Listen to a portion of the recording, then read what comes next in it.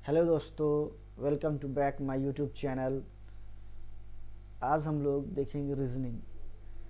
तो रीजनिंग जितने भी कॉम्पिटिटिव एग्ज़ाम में पूछे जाते हैं, सभी कॉम्पिटिटिव एग्ज़ाम के लिए रीजनिंग आपको पढ़ाया जाएगा।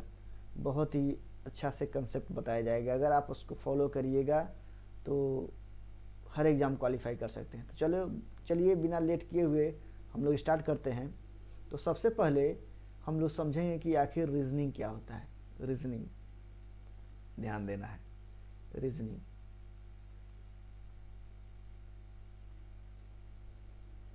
रीजनिंग तो रीजनिंग जो है, यहाँ ध्यान देना है।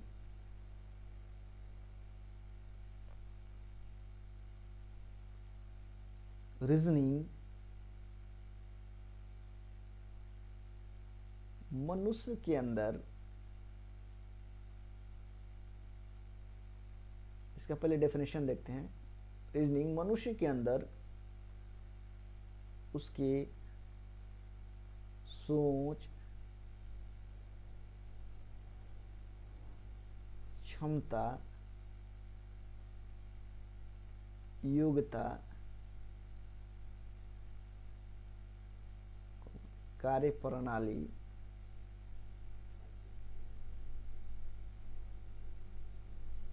इत्यादि मापने का एक यंत्र होता है, जिसे एक विषय की संज्ञा दी गई है। तो पहले इसको हम लोग समझते हैं। यानी रीजनिंग जो है मनुष्य के अंदर उसके सोच, क्षमता, कार्य प्रणाली इत्यादि मापने का यंत्र है।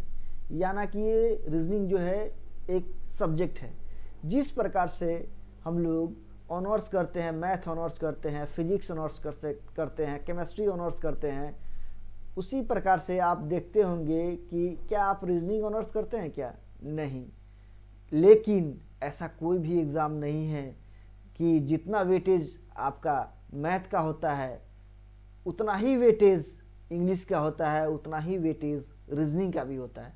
लेकिन रीजनिंग कोई विषय नहीं है। अगर रीजनिंग कोई विषय रहता तो हम लोग जो है रीजनिंग से ऑनर्स करते, या रीजनिंग जो है किसी भी कॉलेजेस में ये एक विषय के रूप में इसको पढ़ाया जाता। बट क्या रीजनिंग जो है एक विषय नहीं है, ये ओनली विषय की संज्ञा दिया गया है। और ये ऐसा कोई एग्ज़ाम नहीं है जिसमें रीजनिंग से क्वेश्चन ना पूछा जाए। तो चलिए हम लोग देखते हैं कि आखिर रीजनिंग को हम लोग कैसे तोड़ते हैं और ये कितने भागों में बांटा हुआ है, यहाँ ध्यान देना है। तो रीजनिंग जो है, रीजनिंग को हम लोग जो है दो भागों में बांटते हैं। सबसे पहला जो भाग होता है जिसको हम लोग कहते हैं वर्बल रीजनिंग। क्या बोलते हैं? Verbal reasoning. और दूसरा जो है जिसको हम लोग कहते हैं नॉन वर्बल रीजनिंग। इसको हिंदी में कहते हैं भाषिक और इसको बोलते हैं अभाषिक। अब यहाँ पे समझने की बात यहाँ पे ये है कि भाषिक आखिर होता क्या है। तो भाषिक का मतलब होता है कि अगर कोई भी वस्तु रियल रूप में दिखाई दे रहा है, यानी जिसको हम लोग छू सकते हैं, पकड़ सकते हैं, वो भाषिक है। लेकिन अभाषिक क्या हुआ कि अगर हम कोई ब्लैक बोर्ड पे अगर हम पेन का फिगर बना दें तो हम लोग तो उसको देख सकते हैं, लेकिन छू सकते हैं क्या? उससे वर्क ले सकते हैं क्या? नहीं। तो जिसको हम लोग नहीं देख सकते हैं लेकिन उससे हम लोग वर्क नहीं ले सकते हैं, तो ये है हम लोग का आभाषिक। आभाषिक वो है जिसको हम लोग यूज कर सकते हैं, उसको पकड़ सकते हैं, छू सकते हैं, ये भाषिक है। और वर्बल रीजनिंग को भी हम लोग दो प्रकार से बांटते हैं, ध्यान देना है। एक को हम लोग कहते हैं मैथमेटिकल वर्बल रीजनिंग, एक होता है एनालिटिकल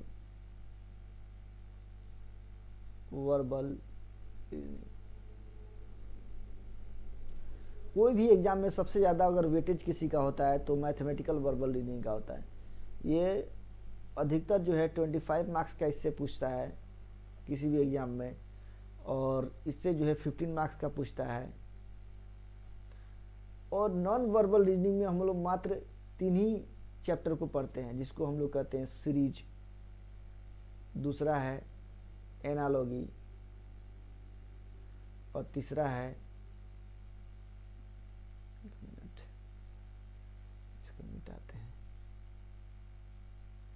और तीसरा को हम लोग कहते हैं क्लासिफिकेशन। जो स्टूडेंट ये सारे यानी वर्बल रीजनिंग में mathematical verbal reasoning, analytical verbal reasoning, non verbal में आपको सीरीज, क्लासिफिकेशन, एनालॉजी, ये तीनों पढ़ लेगा तो समझिए कि उसका कोई भी एग्ज़ाम क्रैक हो जाएगा। लेकिन इसको पढ़ने के लिए हम लोग काफ़ी जो है दिमाग लगाना पड़ेगा, समझना होगा। यानी टोटल अगर जोड़िएगा तो ये 50 मार्क्स, ये 15 मार्क्स, और ये 10 मार्क्स का पूछता है नॉन वर्बल से, तो ये टोटल हो जाएगा 50 मार्क्स। और किसी भी एग्जाम में 50 मार्क्स का रीजनिंग पूछता है, 50 मार्क्स का मैथ पूछता है, यानी सबका सेक्शन बटा हुआ है। तो एक एक करके हम लोग देखेंगे इसको डीपली। चलिए देखते हैं।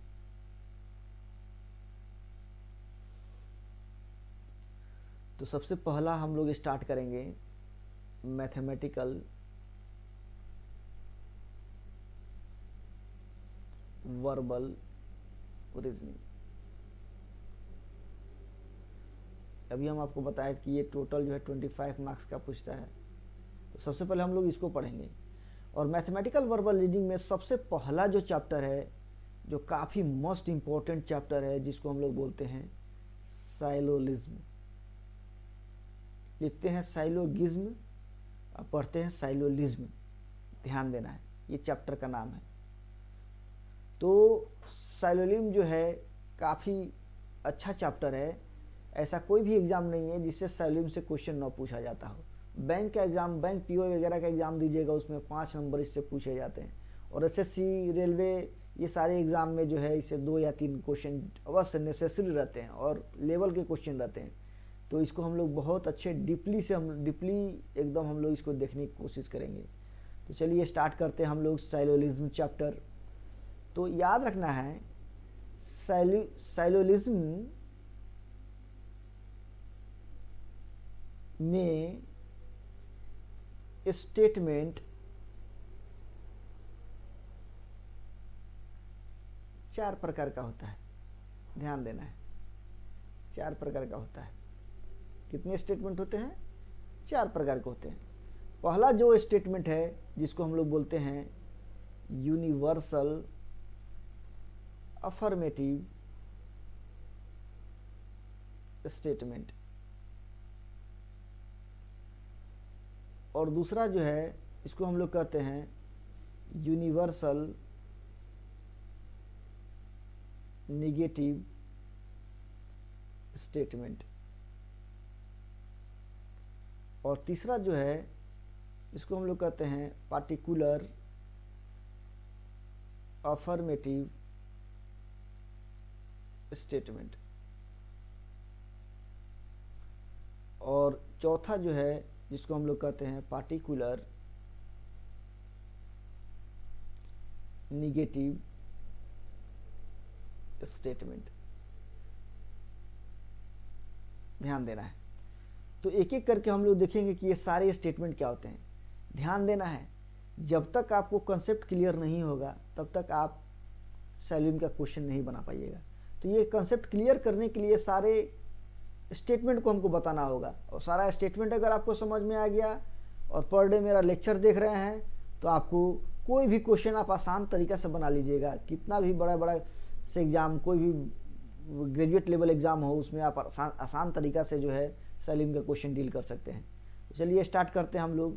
पहला जो है चैप्टर का नाम है, पहला जो इसमें स्टेटमेंट है जिसको हम लोग कहते हैं यूनिवर्सल अफर्मेटिव स्टेटमेंट। आखिर ये होते क्या हैं? तो याद रखना है कि जिस स्टेटमेंट के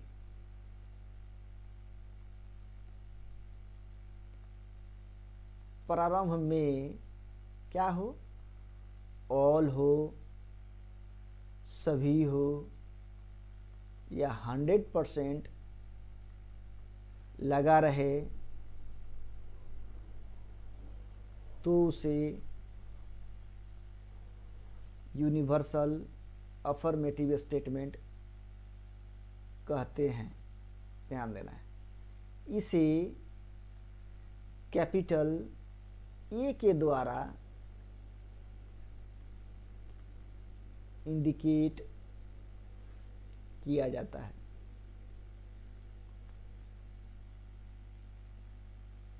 ध्यान देना है। इसको स्क्रॉल करते हैं, नीचे देखना है। इसके सारे एग्जाम्पल हम लोग देखेंगे। जैसे एग्जाम्पल के रूप में अगर देखें तो स्टेटमेंट देगा ऑल एज बी, हिंदी में देगा सभी ए बी हैं, या 100% ए इज बी बोलेगा। तो यहाँ क्या कर रहा है, जिस स्टेटमेंट के प्रारंभ में ऑल लगा हुआ रहे, ऑल सभी 100% लगा रहे, तो उसे यूनिवर्सल अफर्मेटिव स्टेटमेंट कहते हैं। तो यहाँ ध्यान दीजिए, ऑल लगा हुआ है, स्टेटमेंट के प्रारंभ में सभी लगा हुआ है, 100% लगा हुआ है, तो ये सारे स्टेटमेंट जो है किसके हैं? यूनिवर्सल अफर्मेटिव स्टेटमेंट है। ये पहचान होनी चाहिए। जब तक आपको पहचान नहीं होगा आप फिगर ड्रॉ नहीं कर पाइएगा। इसीलिए ये सारे जो है इसका डेफिनेशन और इसका एग्जाम्पल आपको याद रखना होगा। तो चलिए अब देखते हैं दूसरा स्टेटमेंट है यूनिवर्सल निगेटिव स्टेटमेंट। ये क्या होते हैं, ध्यान देना है। तो जिस स्टेटमेंट के प्रारंभ में क्या लगा हुआ रहे, नो, हिंदी में कोई नहीं लगा रहे, तो उसे यूनिवर्सल निगेटिव स्टेटमेंट कहते हैं। इसे कैपिटल ई के द्वारा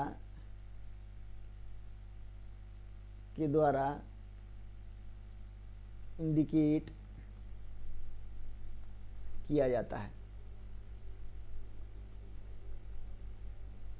एज फॉर एग्जाम्पल देखना है ध्यान से। तो अभी हम क्या बोले, जिस स्टेटमेंट के प्रारंभ में क्या लगा हुआ रहे, नो या कोई नहीं, हिंदी में लगा हुआ रहे, कोई नहीं लगा रहे, तो उसे हम लोग यूनिवर्सल निगेटिव स्टेटमेंट कहते हैं। इसे कैपिटल ई के द्वारा इंडिकेट किया जाता है। देखते हैं एग्जाम्पल के रूप में, स्क्रॉल करते हैं, नीचे की ओर आते हैं। जैसे एग्जाम्पल के रूप में हम लोग देखते हैं,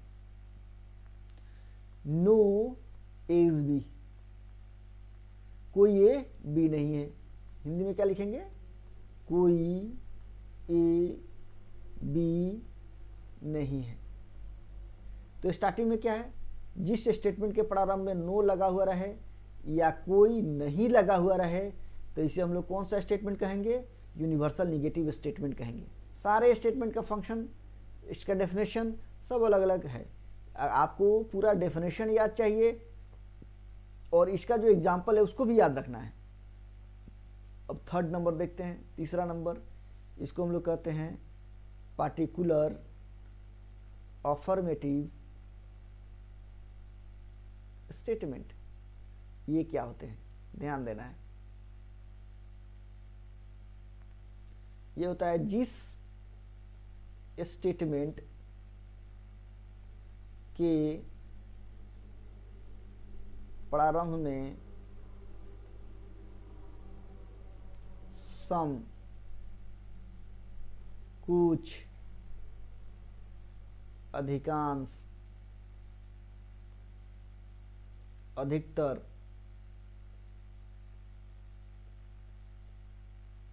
mostly less than 10%, less than 10% या 1% टू 99.99% लगा हुआ रहे तो उसे पार्टिकुलर अफर्मेटिव स्टेटमेंट कहते हैं।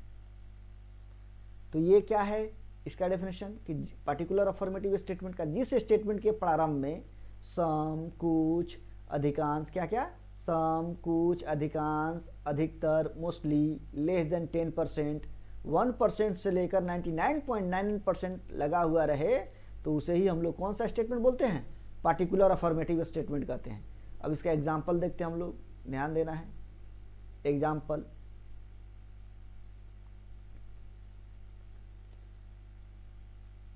सम A is B, some A is B, इसका हिंदी क्या होगा, कुछ ए क्या है, बी है।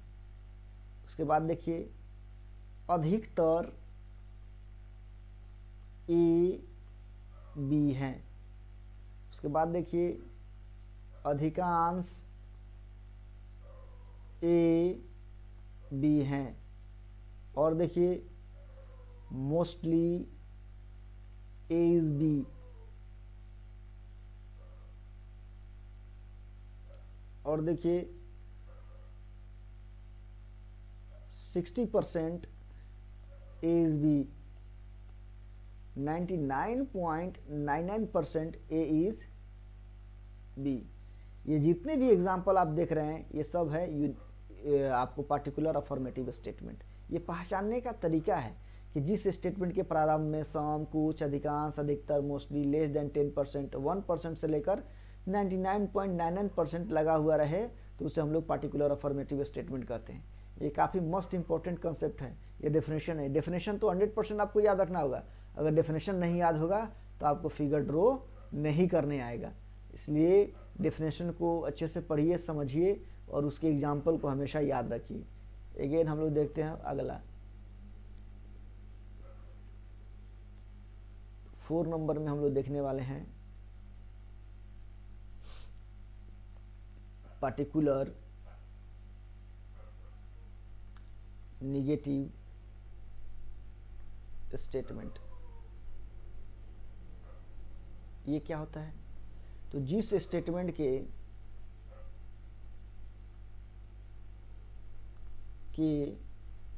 प्रारंभ में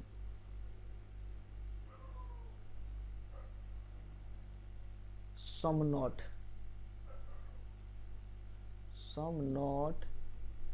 यानी कुछ नहीं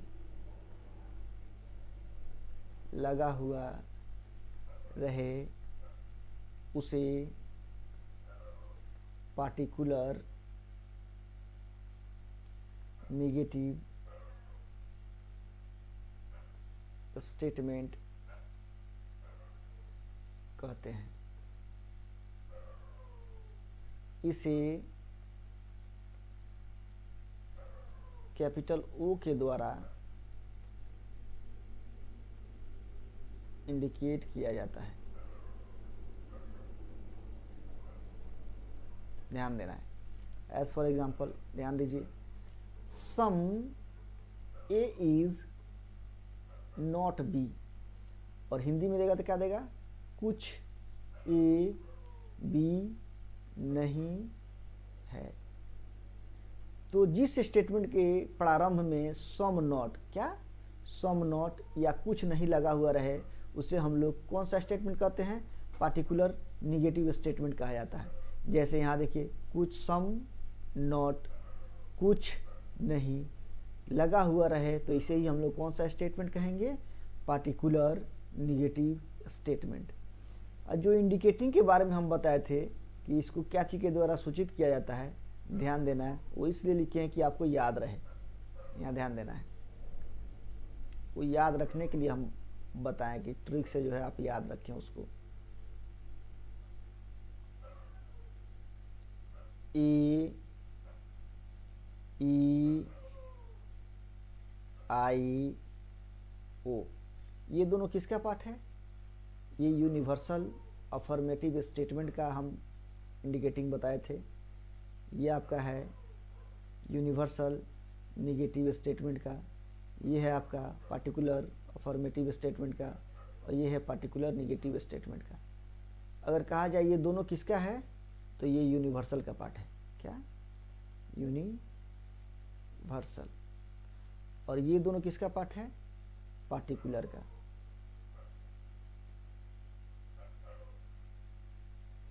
तो ये याद रखने के लिए ये ट्रिक है, इससे आपको याद हो जाएगा।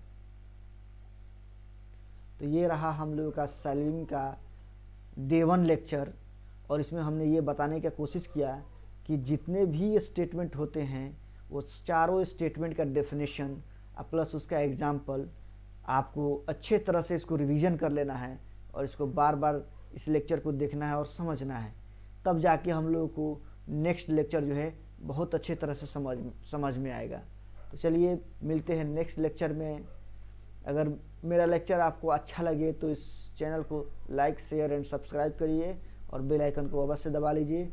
इससे क्या होगा कि मेरा कोई भी वीडियो अगर अपलोड किया जाएगा तो आपको नोटिफिकेशन मिल जाएगा। Thank you so much.